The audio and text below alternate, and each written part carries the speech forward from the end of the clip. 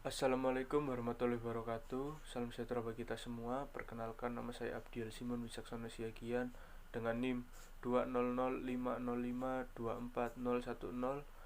Prodi Pendidikan Teknik Mesin A 2020.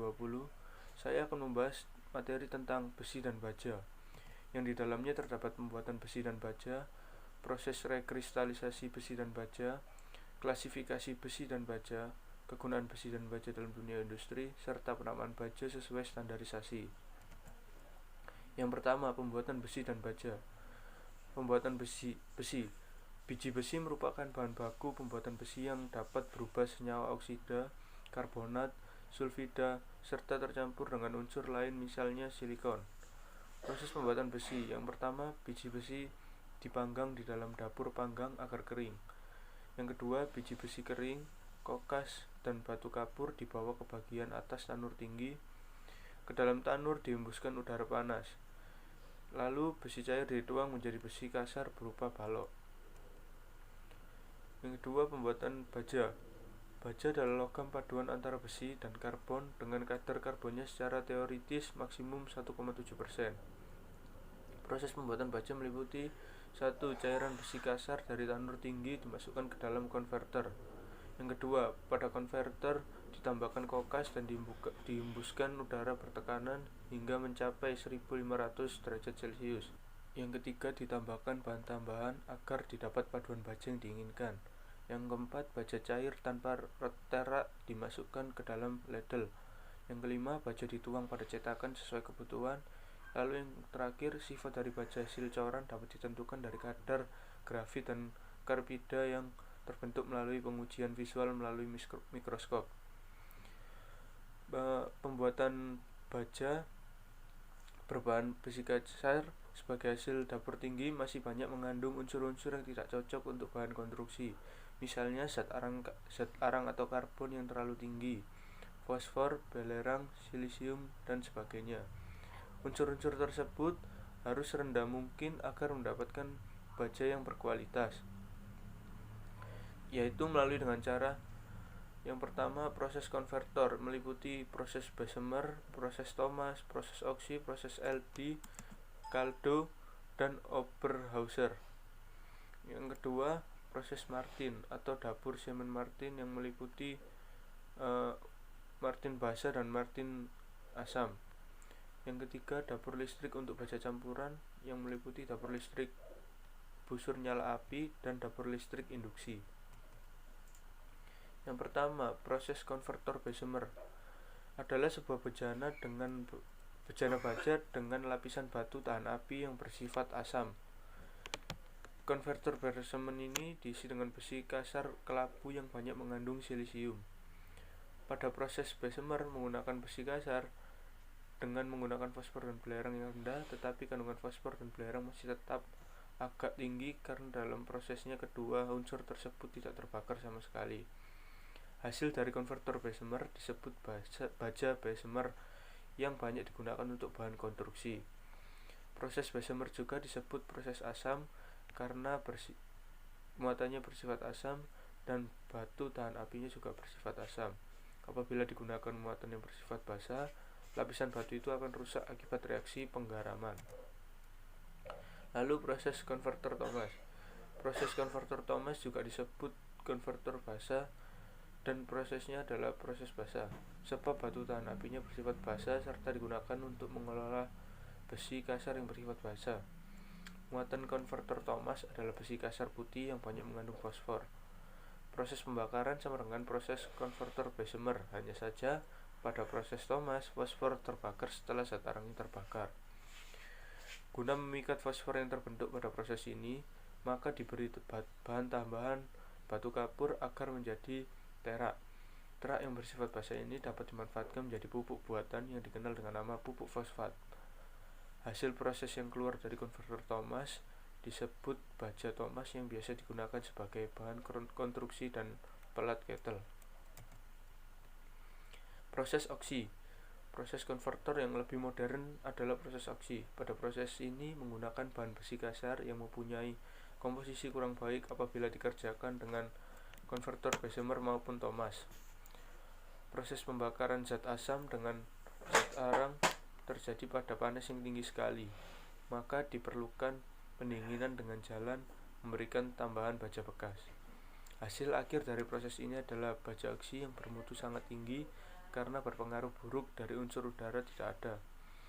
Oleh karena itu, baja oksi baik sekali digunakan sebagai bahan pembuatan konstruksi dan komponen-komponen mesin seperti poros, baut, pasak, batang penggerak, dan lain-lainnya.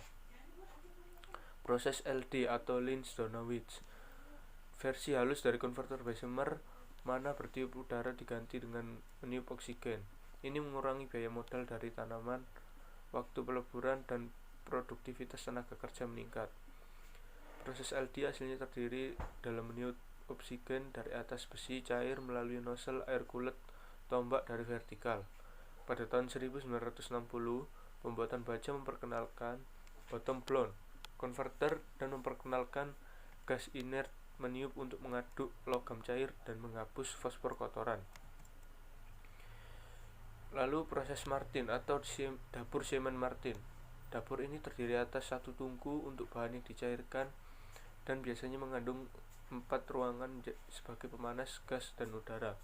Pada proses ini digunakan muatan besi bekas yang dicampur dengan besi kasar sehingga dapat menghasilkan baja dengan kualitas yang lebih baik jika dibandingkan dengan baja Thomas maupun Bessemer. Proses Martin asam apabila mengelola besi kasar yang bersifat asam atau mengandung fosfor rendah. Proses Martin basa apabila muatannya bersifat basa dan mengandung fosfor yang tinggi. Lalu proses dapur listrik. Dapur listrik digunakan untuk pembuatan baja yang tahan terhadap suhu tinggi. Dapur ini mempunyai keuntungan-keuntungan sebagai berikut. Yang pertama, jumlah panas yang diperlukan dapat diatur sebaik-baiknya. Yang kedua, pengaruh zat asam praktis tidak ada. Yang ketiga, susunan besi tidak dipengaruhi oleh aliran listrik, sedangkan kekurangannya adalah harga listrik yang mahal. Hasil akhir dari dapur listrik disebut baja elektro yang bermutu sangat baik untuk digunakan sebagai alat perkakas, misalnya pahat, alat tumbuk, dan lain-lainnya. Dapur listrik dibagi menjadi 2 kelompok, yaitu dapur listrik busur cahaya dan dapur listrik induksi. Dapur listrik busur cahaya. Dapur ini berdasarkan prinsip panas yang memancar dari busur api. Dapur ini juga dikenal dengan sebutan dapur busur nyala api. Dapur ini merupakan suatu tungku yang bagian atasnya digantungkan 2 batang arang sebagai elektroda pada arus bolak-balik atau dengan 3 buah elektroda yang arang yang dialirkan arus putar.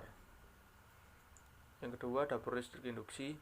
Dapur listrik induksi dapat dibedakan atas dapur listrik frekuensi rendah dan dapur induksi frekuensi tinggi. Pada dapur induksi dibangkitkan suatu arus induksi dalam cairan baja sehingga menimbulkan panas dalam cairan baja itu sendiri, sedangkan dinding dapurnya hanya menerima pengaruh listrik yang kecil saja. Pada dapur induksi frekuensi rendah bekerja menurut prinsip transformator. Dapur ini berupa saluran keliling keras teras dari baja yang beserta isinya dipandang sebagai gulungan sekunder transformator yang dihubungkan singkat. Akibat hubungan singkat tersebut di dalam dapur mengalir suatu aliran listrik yang besar dan membangkitkan panas yang tinggi. Akibatnya isi dapur mencair dan campuran-campuran tambahan dioksidasikan. Pada dapur induksi frekuensi tinggi terdiri atas suatu kuali yang diberi kumparan besar di sekelilingnya. Apabila dalam kumparan aliran arus bolak-balik, maka terjadilah arus putar dalam isi dapur. Arus ini merupakan aliran listrik berhubungan singkat dan panas yang dibangkitkan sangat tinggi, sehingga mencairkan isi dapur dan campur tambahan yang lain serta mengoksidasikannya. Pada hasil akhir dari dapur listrik disebut baja elektro yang sangat bermutu untuk digunakan sebagai alat perkakas, misalnya pahat, alat tumbuk, dan lain-lainnya. Proses rekristalisasi besi dan baja.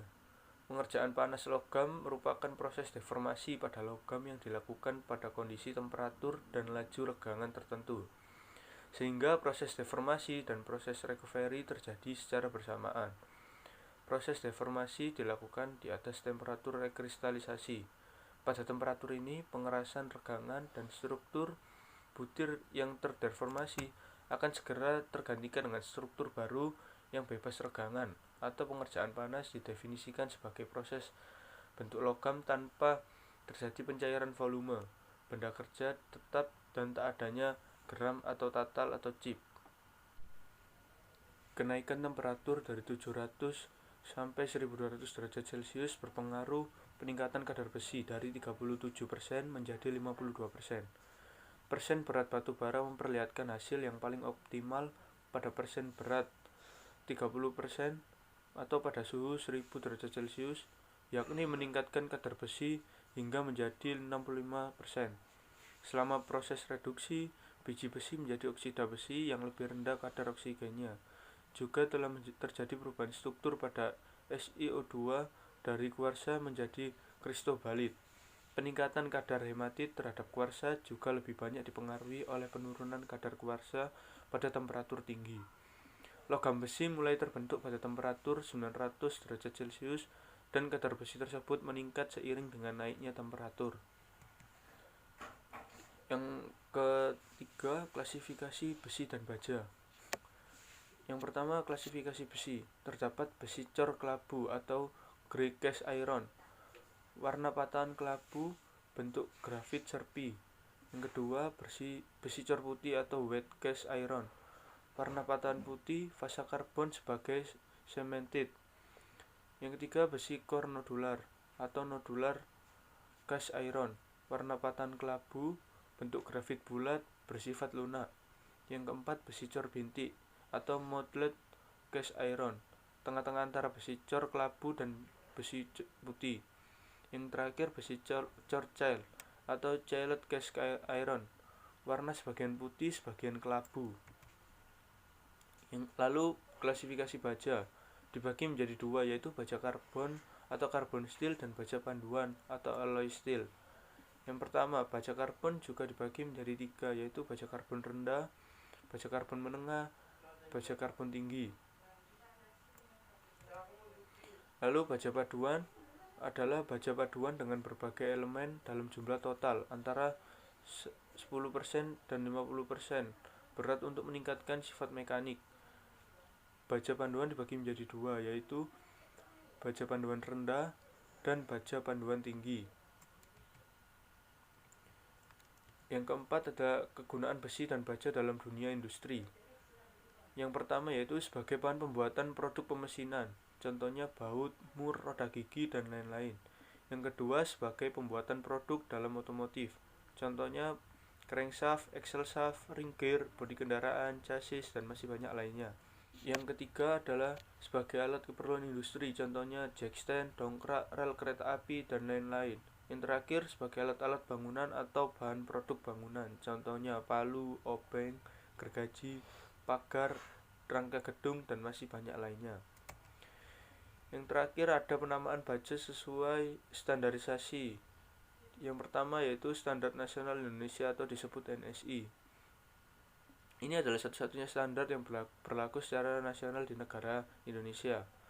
SNI dirumuskan oleh panitia teknis dan ditetapkan oleh Badan Standarisasi Nasional. SNI juga menerbitkan standarisasi untuk baja yang menjadi acuan nasional.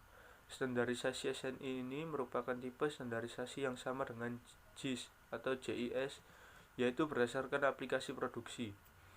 Ada beberapa contoh standarisasi SNI pada baja karbon yang umumnya terdapat di pasaran. Di antaranya SNI 07-0040-2006 atau baja kawat baja karbon rendah. Lalu SNI 07-0053-2006 atau batang baja kawat. Yang kedua SNI 07-0053-2006 yang disebut batang kawat baja karbon rendah. Yang ketiga SNI 07-2052-2002 yang disebut baja karbon untuk tulang beton. Lalu ada SNI 07-01-2006 yang disebut baja karbon dalam bentuk plat. Yang kedua ada Japan Industrial Standard atau JIS. merupakan organisasi standar yang dibentuk oleh pemerintah Jepang yang banyak bergerak di bidang perindustrian. JIS standar dikembangkan oleh Japanese Industrial Standard Committee atau JISC yang merupakan bagian dari Kementerian Industri dan Perdagangan Internasional di Tokyo, dan hasilnya dipublikasikan oleh Japan Standard Association atau JSA. Standarisasi dengan sistem JIS merupakan salah satu tipe standarisasi atas dasar aplikasi produksi dan grade kualifikasi untuk aplikasi tertentu. Sama halnya dengan standarisasi AISI, SI, standarisasi JIS juga mempunyai beberapa ketentuan, diantaranya diawali dengan SS atau G dan diikuti dengan bilangan yang menunjukkan kekuatan tarik minimum dalam kilogram per milimeter kuadrat. Yang kedua diawali dengan S dan diikuti dengan bilangan yang menunjukkan komposisi kimianya. Yang ketiga, untuk golongan stainless steel biasanya menggunakan grade dari ASTM dengan menggunakan kode huruf SUS diikuti dengan kode angka sesuai dengan AISI atau SAE. Contoh standarisasi baja karbon dengan JIS. JIS G5101 baja karbon cor. JIS G3201 yang disebut baja karbon tempa. JIS G3102 baja karbon untuk konstruksi mesin. JIS G3101 baja karbon untuk konstruksi biasa. Yang ketiga ada Deutsches Institut für Normung atau DIN. Ini adalah organisasi standarisasi nasional Jerman. DIN terdaftar pada Register German Association atau RGA yang berpusat di Berlin. Sudah ada ribuan standar yang disusun DIN, salah satunya DIN 476. DIN 476 sangat dikenal menjadi standar pertama yang dikeluarkan DIN. Pada standarisasi Jerman atau DIN, baja konstruksi dinyatakan dengan huruf ST kemudian diikuti dengan angka yang menunjukkan kekuatan tarik minimum dari baja. Contoh ST37. ST memiliki makna baja, dalam bahasa Jerman Stahl, dalam bahasa Inggris steel. 37 memiliki makna kekuatan tarik besar 37 kg per mm kuadrat atau sekitar 360 sampai 370 Newton per mm kuadrat. Sehingga ST menunjukkan baja struktural, sedangkan 2 digit di belakang menunjukkan kekuatan tarik dalam kilogram per mm kuadrat. Oleh karena itu, dapat disimpulkan bahwa ST37 merupakan baja struktural dengan kekuatan tarik sebesar 37 kg per mm kuadrat. Di belakang angka pada penomoran DIN 17100 biasanya dijumpai angka lain yang dipisahkan dengan tanda-tanda sambung atau penghubung, contohnya sebagai berikut: ST37-2 dan ST37-3 dan seterusnya. ST37 bermakna sama, yakni baja struktural dengan kekuatan tarik sebesar 37 kg per mm kuadrat. Di belakang tanda penghubung terdapat angka satuan. Angka tersebut secara umum menandakan bahwa baja tersebut lebih murni. Semakin besar angka yang ada di belakang tanda penghubung, maka semakin besar tingkat kemurnian baja tersebut. Untuk lebih mudah dapat diartikan sebagai berikut: ST37-2 lebih murni dibandingkan ST37, sedangkan ST37-3 lebih murni dibandingkan ST37-2 dan ST37. Yang keempat ada American Iron and Steel Institute atau AISI. AISI adalah lembaga khusus Amerika yang membuat standar untuk komposisi baja. AISI juga mengatur bahwa 2 digit pertama adalah kode jenis baja, biasanya high carbon, high alloy, stainless steel, dan sebagainya, serta 2 digit terakhir menyatakan kadar karbon dalam baja tersebut.